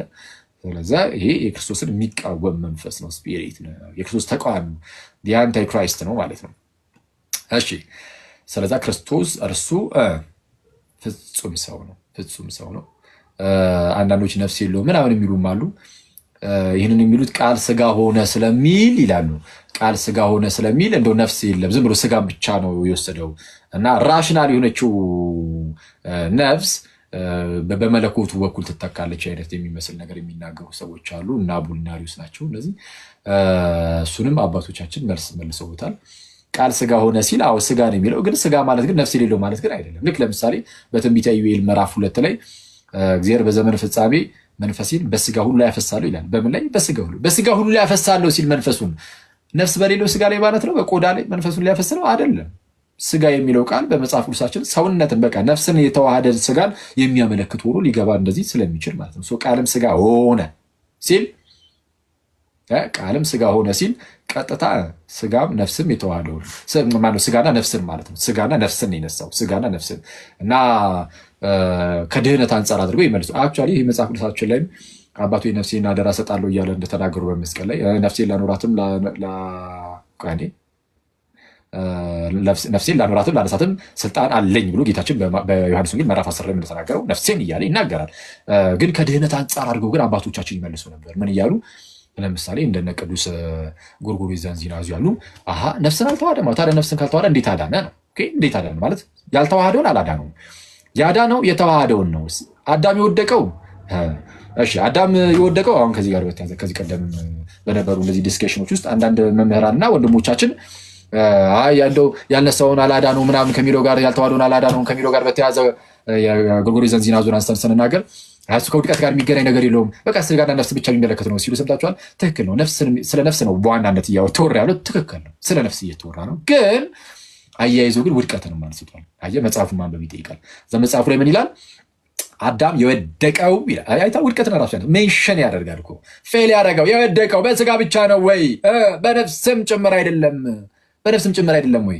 አዳም ግማሽ አዳም ቢሆን የወደቀው ሚኒንግ ስጋው ብቻ ቢሆን የወደቀው ቃልም ስጋ ሲሆን የሚዋህደው ስጋውን ብቻ ይሆናል። ለምን? ያንን የወደቀውን ስጋ በመዋሃድ አሲዮን በማድረግ በመያዝ ሊፈውሰው ማለት ነው። በዛ ውስጥ የሁላችን ድህነት ሊበሰር ማለት ነው። ያልነሳውን አላዳነውም ስለሚል እዛው ጋር ሰው የሚነሳውና የሚያድነው ግማሽ አዳምን ብቻ ይሆን ነበር። ግን አዳም የወደቀው ሙሉ ባህሪው ነውና እንግዲያውስ ሙሉ ባህሪው ሊዋሃደውና ሊድን ይገባዋል እያለ በግልጽ ስለ መዳን እያወራ ስለ ውድቀት እያወራ መዳኑ ከውድቀቱ እንደሆነ እየተነገረ እንደዛ ነው። እሺ ለማንኛውም ትልቁ ቁም ነገር ቃል ስጋ ሲሆን ስጋን ብቻ ተዋህዶ ነፍስን ባይዋሃድ ኖሮ ሰው በስጋ ብቻ ይድንና በነፍስ ግን የነፍስ ሞት ውስጥ ግን እንቀጥል ነበር። ግን የነፍስ ሞት ውስጥ አንቀጥልም። ከሞት በታች የነበረው ስጋችንም ነፍሳችንንም መጥቶ ከህይወት ጋር አዋህዶታልና ህይወት ከሆነው ቃል ጋር አዋህዶታልና ህይወት በስቶልናል። ህይወት የሆነው ቃል በሞት ስር የነበረውን ስጋ ማለት ነው። በሞት ስር የነበረውን ስጋና ነፍስ ቃል መጥቶ ባያነሳው ማንም አያነሳውም። ቃል መጥቶ ባያነሳው ኖሮ እዛው እንደሞትን እንቀር ነበረ። በሞት ስር የነበረው ስጋና ነፍስ ቃል መጥቶ ካላነሳው ማንም ያነሳው? ታዲያ ቆይ በቅዱስ ሚካኤል ያንን በሞት ስር የነበረውን ስጋና ነፍስ ማን ሊያነሳው ይችላል? ከቃል በስተቀር ማንሳትም ይችላል እንዴ? የለም እኮ የለም። ስለዚህ እሱ መጥቶ አነሳው። አይ ከሞት በታች ከሞት ስር ያልነበረን ነው ምናምን እንደዛ አይደለም። ለማንኛውም አሁን ዛሬ ውስጥ እንደምንዳይገባ ኤኒዌይስ እናንተ ማወቅ ያለባችሁ ምንድነው? ቃል ሲዋሃድ ስጋንም ነፍስም ነው። ለምን ከተባለ መዳን የሚያስፈልገው ስጋም ነፍስም ስለሆነ ስጋም ነፍስም መዳን ስለሚያስፈልገው ያልተዋሃደውን ደግሞ ስለማያድ ነው። ኦኬ መለኮት የሚነካው ወይም የሚዋሃደው ማለት ነው የሚዋሃደው ሊፈውሰው ሊያድነው ስለሆነ የተጎዳው ደግሞ ስጋችንም ነፍሳችንም ስለሆነ ስጋና ነፍስን በመርሳት ስጋችንንም ነፍሳችንንም ቀደሰው አዳነ። ስለዛ ጌታችን ማነው ቃል ስጋ ሲሆን የነሳው ስጋን ብቻ ሳይሆን ነፍስንም ጭምር ነው። ስለዛ ክርስቶስ ሰው እንደመሆኑ ፍጹም ሰው ነው። ከኃጢአት በስተቀር እናንተን ይመስላል፣ እኔን ይመስላል፣ ሁላችን ይመስላል ከኃጢአት በስተቀር። እሺ ግን እሱ ያው ሰው ብቻ ግን አይደለም እንደናንተ አንድ አምላክ ሆኖ ምንድነው አንድ ውህድ ባህሪ ኖሮት ያ ውህድ የሆነው ባህሪው ግን አምላክ እንደመሆኑ አብን ሰው እንደመሆኑ ደግሞ እኛን ይመስላል ለማለት ነው። እሺ እነዚህ ሁለት ነጥቦች ይዛችኋል። አንደኛ ክርስቶስ ኢየሱስ ፍጹም አምላክ ነው። ሁለተኛ ኢየሱስ ፍጹም ሰው ነው። ሶስተኛ ውህድ የሆነ ባህሪ ደግሞ አለው የሚለው ነው። ሶስተኛው ላይ እንሂድ። ሶስተኛው እንግዲህ ውህድ የሆነ ባህሪ አለው የሚለው በአጭሩ ወይም ተዋህዶ በሉ። ሶስተኛው ተዋህዶ እሱ በአጭሩ ምንድነው? አንዳንድ መናፍቃን እዚህ ላይም ተነስተው ነበረ። ምን የሚሉ አዎ ኢየሱስ ፍጹም አምላክ ነው ፍጹም ሰው ነው ምናምን የሚሉ ሁለቱንም ያምኑና ግን እውነተኛ ውህደት ግን የለም። እውነተኛ ውህደት የለም ማለትም የአብ ልጅ እና የማርያም ልጅ ይለያያል። ስለዚህ ማርያምን እመቤታችንን ማለት ነው የአምላክ እናት ብለን እንኳን መጥራት አንችልም የሚሉ ርጉም ንስጥሮሳውያን ደግሞ ተነሱ። እመቤታችንን ወላዲተ አምላክ የአምላክ እናት አንላትም አሉ። ወላዲተ አምላክ አንላትም። የእመቤታችን ትልቁ ታይትሏ ትልቁ መጠሪያ ምን የሚለው ነው? ወላዲተ አምላክ ወላዲተ አምላክ ከዚህ የሚበልጥ ምንም ታይትል የለም። ምንም ወላዲተ አምላክነቷን ከካደ አንድ ሰው ጎርጎርዮስ ዘእንዚናዙ እንደተናገረው፣ በነገራችን ላይ ጎርጎርዮስ ዘእንዚናዙ ቃል በቃል ማለት ነው የድንግል ማርያምን ወላዲተ አምላክነት የሚክድ በእግዚአብሔር መንግስት ውስጥ ስፍራ የለውም ይላል ጎርጎርዮስ ዘእንዚናዙ ቃል በቃል። የዓለም አቀፋዊ ጉባኤው የኤፌሶን ጉባኤ የመጀመሪያው አናቴማ ቃለ ግዝረት ማለት ነው ድንግል ማርያም ወላዲተ አምላክ እንደሆነች የማያምን ቢኖር የተወገዘ ይሁን የሚል ነው። አማኑኤል እርሱ ፍጹም አምላክ እንደሆነ የማያምን ቃል ስጋ ከመሆኑ አንጻር ድንግል ማርያም በስጋ ቃልን ወልደዋለችና በስጋ ስለወለደችው ቃልን ወላዲተ አምላክ እንደሆነች የማያምን ቢኖር የተወገዘ ይሁን ይላል። እና እነዚህ ሰዎች የተወሰኑት እንዳላችሁ ንስጥሮሳውያኑ ሁለት ያደርጉታል ክርስቶስን፣ ውህደቱን አያምኑም። እንደ የተወሰነ እንደው ግንኙነት ብቻ የሚመስል ነገር ነው የሚያስቀምጡት። እና ክርስቶስ ግን ውህደቱ እንዴት ያለ ነው ከተባለ ዘላለማዊ የሆነው ቃል መጥቶ ስጋን ነው በቃ የራሱ ያደርጋል። ስጋን የራሱ በማድረግ ከራሱ ጋር ያዋህደዋል። ሲያዋህደው ጭራሹን በማትነጣጥሉበት ሁኔታ ምንም ነገር ሲቀጸል ራሱ የሚቀጸሉ ከተዋህዱ በኋላ ለስግው ቃል ነው። ስግው ቃል ነው የሚባለው። ከዛ በኋላ ኢየሱስ ስግው ቃል፣ ስጋ የሆነ ቃል፣ ስጋ የሆነ ቃል። ስለዚህ የሆነ ነገር ስትናገሩ ነጥላችሁ ለስጋው ብቻ መናገር አትችሉም።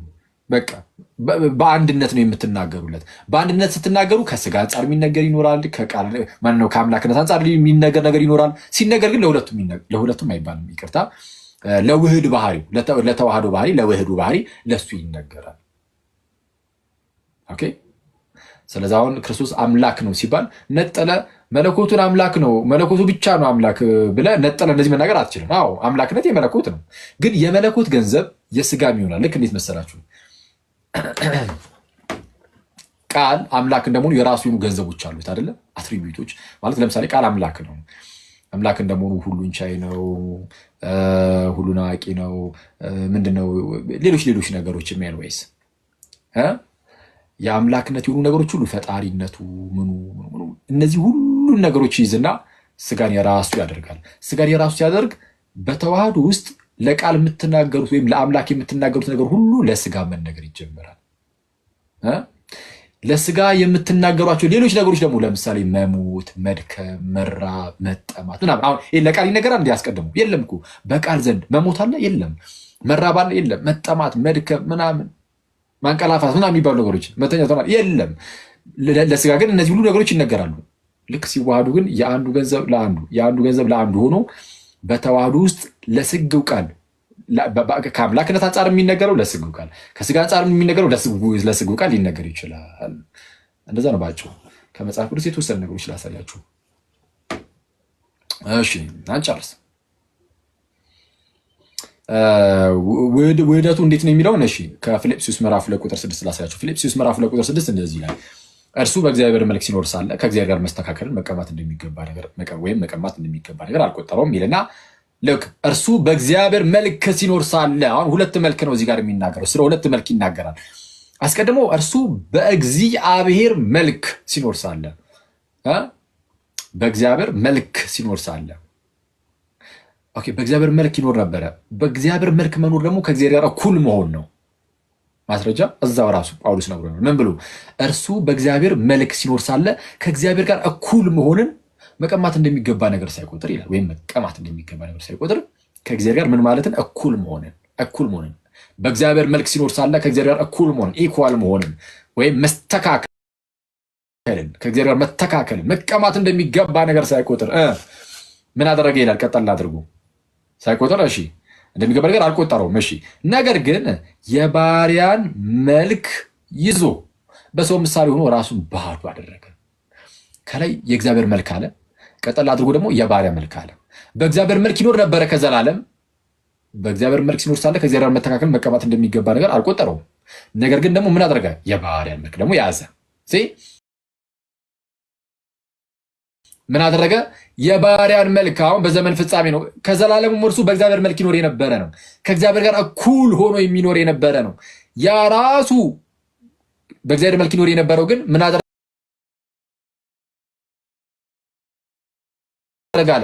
የባሪያን መልክ ያዘ።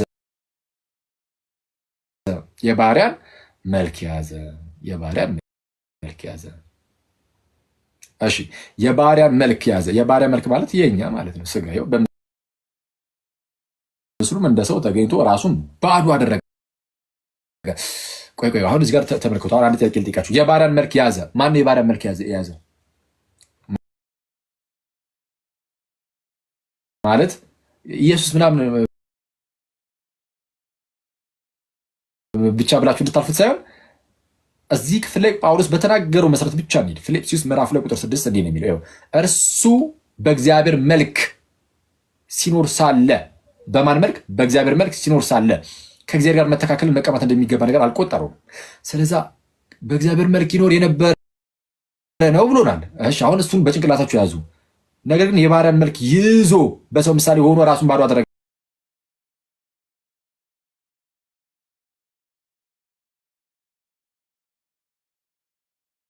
ይላል። የባሪያን መልክ የያዘው ማን?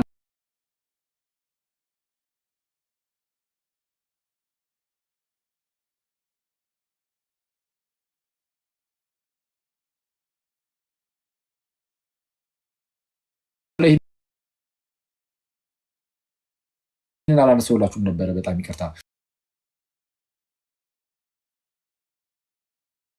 የአብርሃም በስጋና ደም ተካፈለ የሚለውም ያው እዚህ ክፍል ላይ ነው። የአብርሃምን ዘር ይዟል። በግልጽ የአብርሃምን ዘር ይዟል ነው የሚለው መጽሐፉ ሲናገር።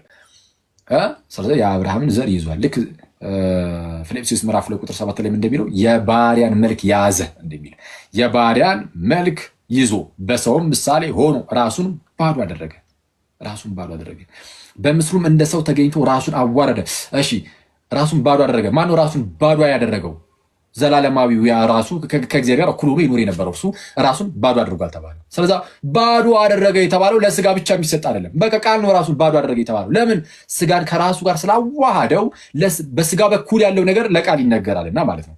ራሱን ባዶ አደረገ ይልና በምስሉም እንደ ሰው ተገኝቶ ራሱን አዋረደ። በምስሉም እንደ ሰው ተገኝቶ ራሱን አዋረደ። ማን? ከዘላለሙም ያለው ያ ቃል ራሱ እንደ ሰው ተገኝቶ ራሱን አዋረደ። ለሞትም ይኸውም የመስቀል ሞት እንኳን የታዘዘ ሆነ። ማን? ራሱ ከዘላለም ያለው እርሱ ለሞትም ይኸውም ለመስቀል ሞት እንኳን የታዘዘ ሆነ ተባለ። ስለዛ ሞተ ማለት ነው። ቃል ሞቷል። አዎ በስጋ ሞተ። ስጋ ሆነ የባሪያን መልክ ያዘና ይኸው ሞተ በተዋሃዶ በዛ በስጋው። ስለዛ ውህደቱ የዚህን ያህል ነው። አምላክ ሞተ ተብሎ እንኳን እስኪነገር ድረስ አሁን ሙስሊሞች አይታል አምላክ ሞተ፣ አምላክ ደከመ፣ አምላክ ተራበ፣ አምላክ ተጠማ ብለው ሞክ ለማድረግ ይሞክሩ የለ ጌታችን ኢየሱስ በረ የሚያሳፍራቸው። አዎ አምላክ አይሞትም፣ ግን የሚሞት ስጋን የራሱ አድርጓል።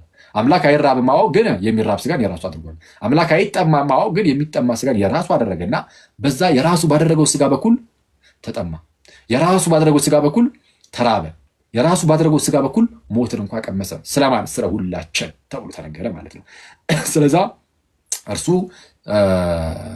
አምላክ ሞቷል ተብሎ ሊነገር ይችላል። ልክ ዮሐንስ ወንጌል ምዕራፍ 3 ቁጥር 16 ላይ በእርሱ የሚያምን የዘላለም ሕይወት እንዲኖረው እንጂ እንዳይጠፋ እግዚአብሔር አንድያ ልጁን እስኪሰጥ ድረስ ዓለምን እንዲወዱታል አለ። አንድያ ልጁን እስኪሰጥ ያለው ምን ብሎ እስኪሰጥ ነው? ሙት ብሎ አይደለ? እንዲሞት ማለት ነው የሰጠው። የሞተው ብቸኛ የእግዚአብሔር ልጅ ነው። አንድ የእግዚአብሔር ልጅ ሞቷል። ትክክል። ባሪያዎቹን አስቀድሞ ላከ፣ ባሪያዎቹን ገደሉ። ልክ ልጁን ሲልክ ምንድን ነው የሚለው? የማቴዎስ ወንጌል ላይ ምሳሌውን ሲሰጥ ወራሹ መጣ፣ በሉ እንግደለው ብለው ልጁን ደግሞ ገደሉት ይላል አይደለ? ስለዚህ የእግዚአብሔር ልጅ ተገድሏል ወይም ሞቷል? አልሞተም። የእግዚአብሔር ልጅ ሞቷል። ማን?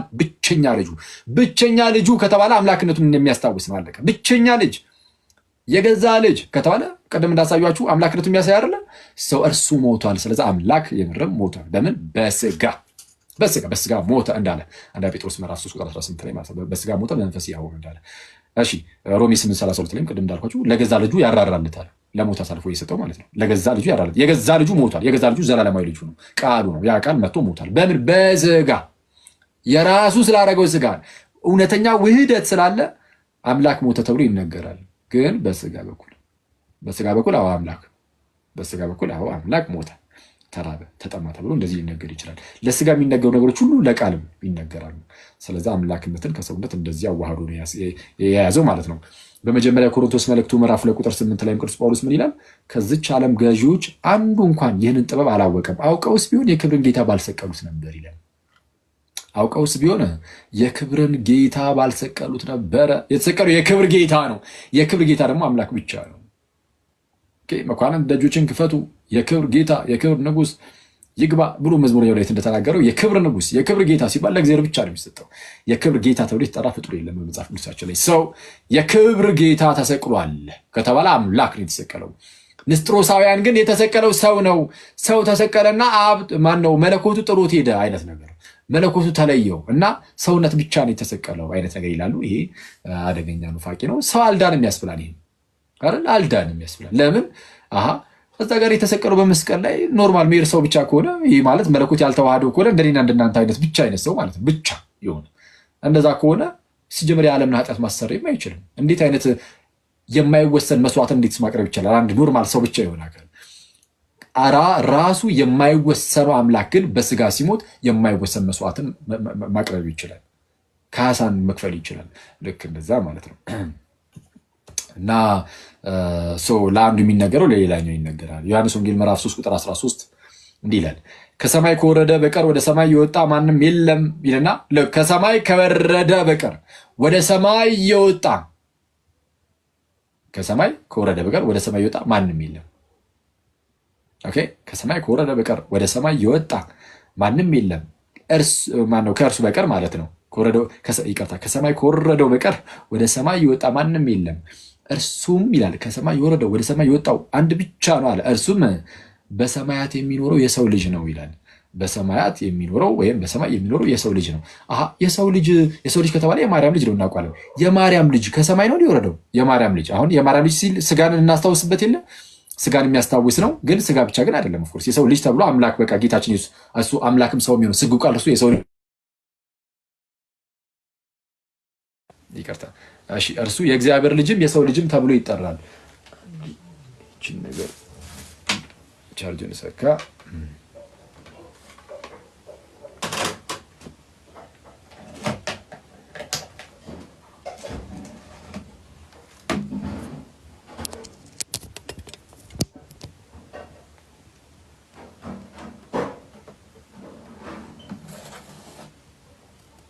ኦኬ፣ ፊት ለፊት ላይ የምታዩት ያ ስግው ቃል አምላክም ሰው የሚሆነውን ክርስቶስ ኢየሱስን እርሱን የሰው ልጅ ተብሎ ሊጠራ ይችላል፣ የእግዚአብሔር ልጅ ተብሎ ሊጠራ ይችላል። እና ምንድነው የሰው ልጅ አለውና ከሰማይ ከወረደው በቀር ወደ ሰማይ የወጣ ማንም የለም፣ እርሱም በሰማይ የሚኖረው የሰው ልጅ ነው አለ። ስለዛ ከሰማይ የወረደው የሰው ልጅ ነው፣ ወደ ሰማይ የሚወጣው የሰው ልጅ ነው፣ በሰማይ የሚኖር ነው አለ። ስለዚህ የሰው ልጅ አሁን ከሰማይ ወርዷል አልወረደም? ከሰማይ ወረደ የሚባለው ቃል ነው። ቃል ከሰማይ ወረደ ዘንድ ስጋ ሆነ። ወደ ሰማይ ወጣ፣ ስጋ በቃል ገንዘብ ወደ ላይ ወጣ። አሁን ቃል ወረደ ሲባል እንደዚህ ሆነ የቦታ ወሰን ኑሮት እንደዚህ ዱብ ያለ አይደለም። ልክ ምድር ላይ ያለ ስጋን የራሱ አድርጓልና ከሰማይ ወረደ ተብሎ የሚነገረው ስጋን ምድራዊ የሆነ ስጋን የራሱ ስላደረገ ነው። ወደ ሰማይ ወጣ የሚባለውም ሰማያዊ የሆነውን ያንን መለኮትን ወይም ቃልን ስጋ የራሱ ስላደረገ ከስጋ አንጻር የሚነገር ነው። ሰው ከሰማይ ከወረደው በቀር ተብሎ ሲነገር ከቃልነት አንጻር እንጂ ከስጋ አንጻር የሚነገር አይደለም። ግን የሰው ልጅ ነው ተብሎ ግን ተነግሮለታል። ምንድነው? በአጭሩ ለቃል የሚነገረው ለስጋ የሚነገረው ለቃል ስለሚነገር እንደዚህ ነገሮች መጽሐፍ ቅዱሳችን ላይ በጣም በስፋት ልናይ እንችላለን። አንድ ጥቅስ ብቻ ልጨምርላችሁና እንጨርስ። እዛው ዮሐንስ ወንጌል ምዕራፍ 6 ቁጥር 62 ላይ እንግዲህ የሰው ልጅ አስቀድሞ ወደ ነበረበት ሲወጣ ብታዩ እንዴት ይሆናል ይላል። እንግዲህ የሰው ልጅ አስቀድሞ ወደ ነበረበት ሲወጣ ብታዩ፣ ኦኬ፣ ወዴት? ወደ ሰማይ እና አስቀድሞ ወደ ነበረበት ሲወጣ ብታዩ። ማን ነው ግን የተባለው? የሰው ልጅ። የሰው ልጅ አስቀድሞ የት ነበረ? የሰው ልጅ ሲባል ስለ ማርያም ልጅ ነው እየተወራ ያለው። አሁን የሚነጣጠል ከሆነ የማርያም ልጅ የምርም የእግዚአብሔር ልጅ ካልሆነ የማርያም ልጅ በቃ ምንም ሰማይ አልነበረም ያስብላል።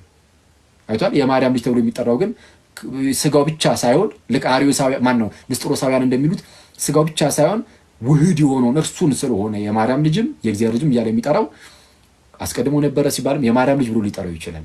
ኦኬ፣ ከእርሷ የሚወለደውንም የእግዚአብሔር ልጅ እያለ ይጠራዋል።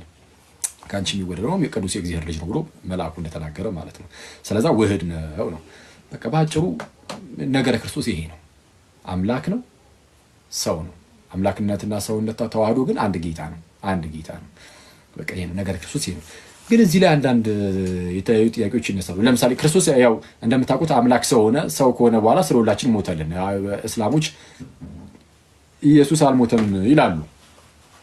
ቁርአናቸው ኢሳ አልሞተም፣ አልሰቀሉትም፣ አልገደሉትም፣ እንደውም ሰቀል ነው ገደል ነው የሚሉትን ረገም ናቸው ይላል። ግን ለእነርሱ ተመሰለባቸው ይላል። እንደው የሞተ የተሰቀለ መሰላቸው እንጂ አልገደሉትም፣ ተመሰለባቸው የሚል ነገር ስላለ እንደው እና አንዳንዶቹ ሲያብራሩት በመልኩ ያብራሩታል። ኢየሱስን የሚመስል ፊት ለአንዳቸው ሰጣና፣ ለምሳሌ ወይ ለይሁዳ ሊሆን ይችላል፣ ወይ ደግሞ ለቀሪናው ስምዖን ሊሆን ይችላል። ለአንዳቸው የኢየሱስን መልክ ሰጣቸውና ከዛ በኋላ እንዲሰቀል አደረገ። ከዛ በኋላ እዛ ጋር ሲሰቀል ኢሳ ራቅ ብሎ እያየ እንግዲህ ያመለጠ ማለት ነው። ከዛ በኋላ ወደ እንትን ሄደ፣ ወደ ሰማይ ተወሰደ አይነት ነገርን ያስተምራሉ። ይሄ ኑፋቄ ይባላል። በአጭሩ አደገኛ ኑፋቄ ነው፣ ምንፍቅና ነው። አሁን ቆይ አንድ ይቅርታ፣ ኢሳ ከሆነ አያገባንም። ኢሳ ስለ ኢሳ የኛ ጉዳያችን አይደለም። ኢሳን አናውቀውም። ኢሳ ኢየሱስ አይደለም። የመጽሐፍ ቅዱሱ ኢየሱስ ኢሳ አይደለም በፍጹም። የመጽሐፍ ቅዱሱ ኢየሱስ እርሱ የእግዚአብሔር ልጅ የተሰቀለው የሞተው ከሙታን ደግሞ በድል የተነሳው ጌታ ኢየሱስ ብቻ ነው። አለቀ። አይ እነሱ ግን አሁን አንዳንድ ጊዜ ምን ያደርጋሉ? ኢየሱስ እያሉ እየጠሩ እኛ የምናመልከውን እንግዲህ የምናመልከው የምንገዛለትን ጌታ አልተሰቀለም ምናምን የሚሉ ሰዎች አሉ አይደል? አንድ ቪዲዮ እያዩ እስቲ እዚህ ጋር አስቀምጫለሁ። አንዴ ቆይ አንዴ ላሳያችሁና አንዴ ቆይ ሄሉ ለቃው አይቼ ነበረና እስቲ ቆይ እሺ ቲክቶክ ዋሌ ልግባና ልፈልግሽ እንዳያደነቁረን ልብሱ እንደገነስ አዲያ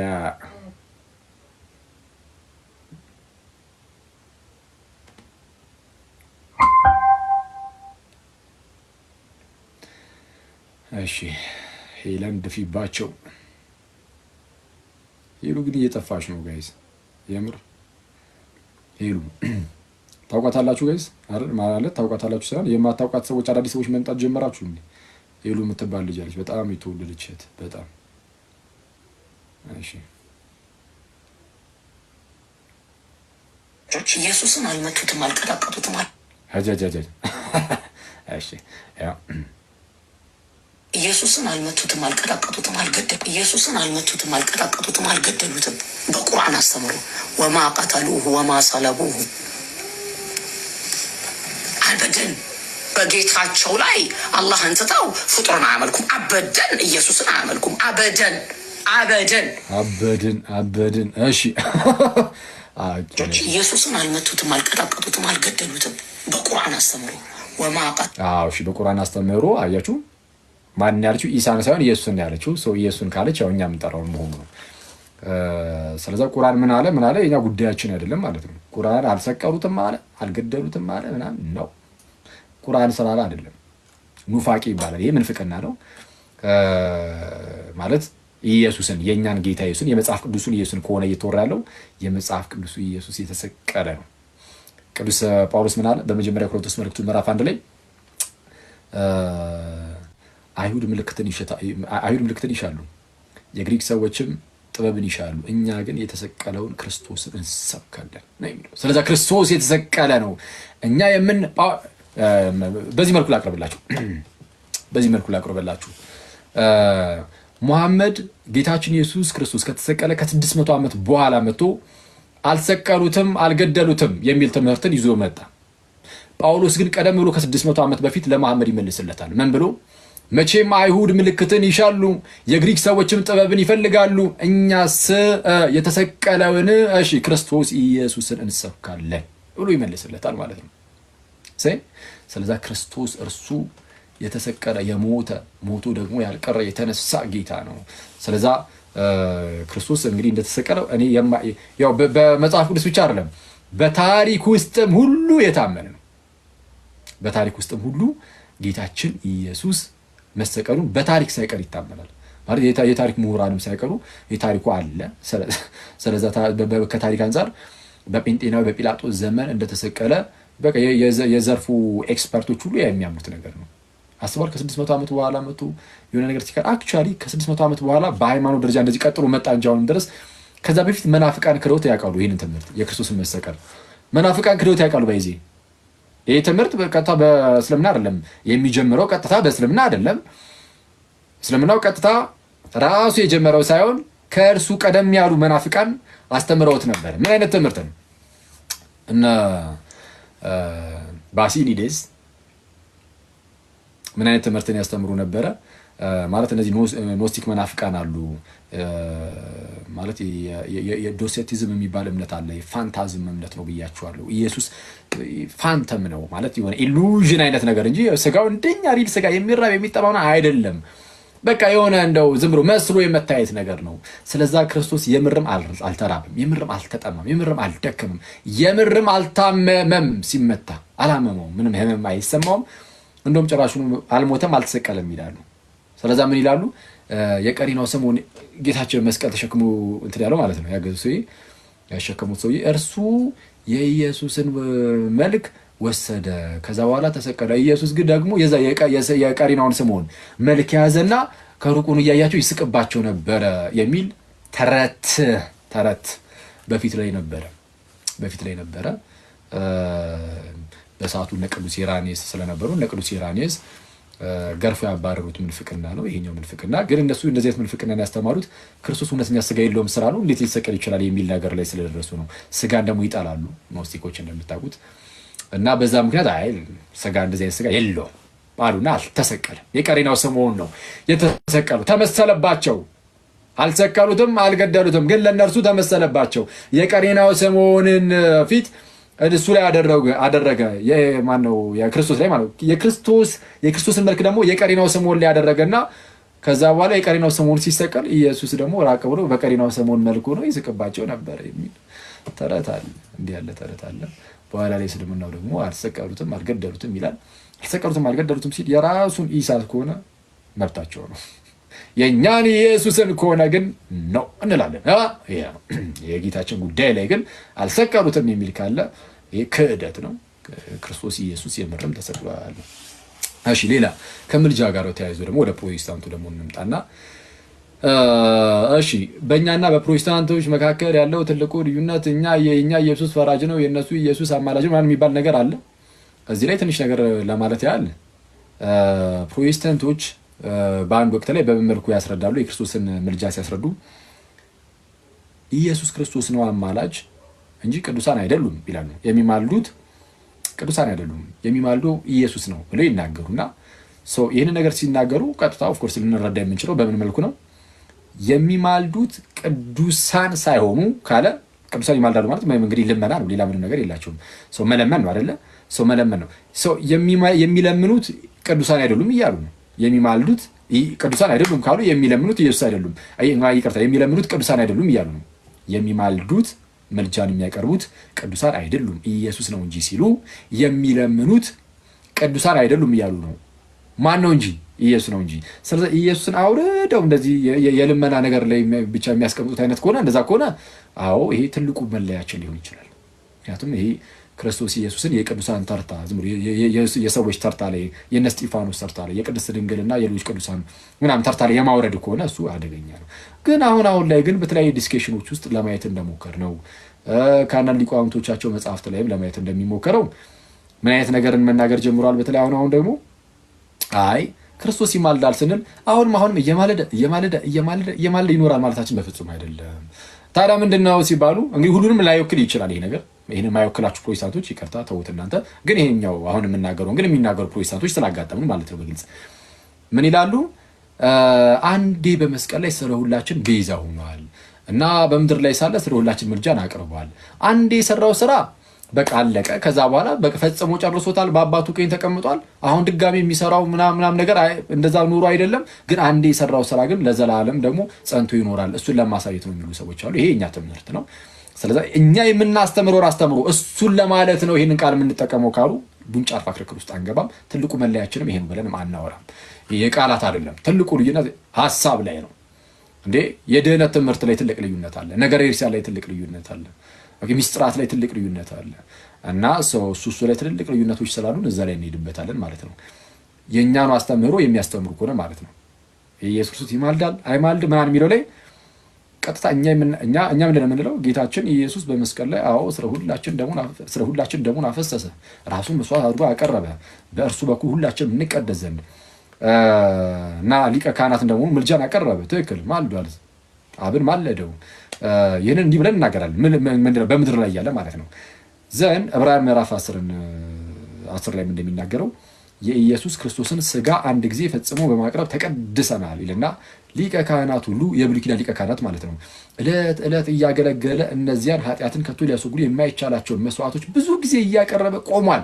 ይላል። የብሉይ ኪዳን ሊቃነ ካህናት ዕለት ዕለት እያገለገለ ሁሌም ማገልገል ነው። እሺ እነዚያን ኃጢአትን ከቶ ሊያስወግዱ የማይቻላቸውን ብዙ መስዋዕቶች ብዙ ጊዜ እያቀረበ ቆሟል ይላል።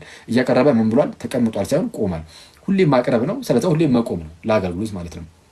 ጌታችንስ ሲያነጻጽረው እርሱ ግን ይላል ስለ ኃጢአት ከኃጢአት ጋር በተገናኘ ማለት ነው ስለ ኃጢአት አንድን መስዋዕት ለዘላለም አቀረበ እና በእግዚአብሔር ቀኝ ተቀመጠ ይላል። ቆመ ሳይሆን እንደነዛኞቹ እያቀረቡ መቆም ምናምን ሳይሆን ጌታችን ስለ ኃጢአት አንድን መስዋዕት ለዘላለም አቀረቦ ተቀመጠ። ግን ያቀረበው ግን ለመቼ ለምን ያህል ጊዜ እንዲሆኑ ለዘላለም ነው ያቀረበው። አንዴ ሲያቀርበው ለዘላለም እንዲሆን አድርጎ አቀረበው። አሁንም ኢየሱስ ይህን ነገር እያደረገ ይኖራል ነው። ልክ አይ እናንተ የምትሉትን ራሱን የምናምኑ ብለው ያው በምድር ላይ ያለው አንድ የሰራት ስራ እሷ ያው ለዘላለም እንዳላችሁት እሱን ለማመልከት ነው ይማልዳል የምንለው ካሉ ምንም ችግር የለም። የቃላት ችግር ነው እንዲያለብን የቃላት ችግር አይደለም። የቃላት ችግር ከሆነ ቃሉን ማለት እነዚህ የተለያዩ ቃላትን መጽሐፍ ቅዱስ ሊጠቀማቸው ይችላል። መጽሐፍ ቅዱስ የሆነ ቃልን ተጠቀመ ማለት መጽሐፍ ቅዱስ እንድትረግሙ አይደለም። ከምን አንጻር ተጠቀመው ተብሎ መታየት አለበት። ኦፍ ኮርስ ዝም ብሎ ስለተጠቀመው ብቻ ተጠቀመዋለህ ማለት አይደለም። ግን ቃሉን እንደ ቃል ግን ሊጠቀመው ይችላል መጽሐፍ አይደለ? ከዛን ከምን አንጻር ተጠቀመው የሚለውን ታብራራለህ። እነሱም እችን ቃል ተጠቀመ እንደው ከዚህ አንጻር ብዬ ነው እናንተን የምታስተምሩትን የምናስተምረው ካሉ ክርክር አያስፈልገንም ማለት ነው አይደል? ኢየስ አያስፈልገንም። ጉንጫ አልፋ ክርክር ማለት ነው። ሌላ ብዙ ልዩነቶች ድህነት ላይ ልዩነት አለ። በቃ አለቀ። ድህነት ሴንተሩ ማዕከሉ ላይ ድህነት ላይ ልዩነት አለ። ሚስጥራቱ ላይ ነገር ይፈታል እንደዛ። እሺ ሌላ ምን አለ? ሌላ በቃ ይሆነ ይበቃናል ማለት ነው።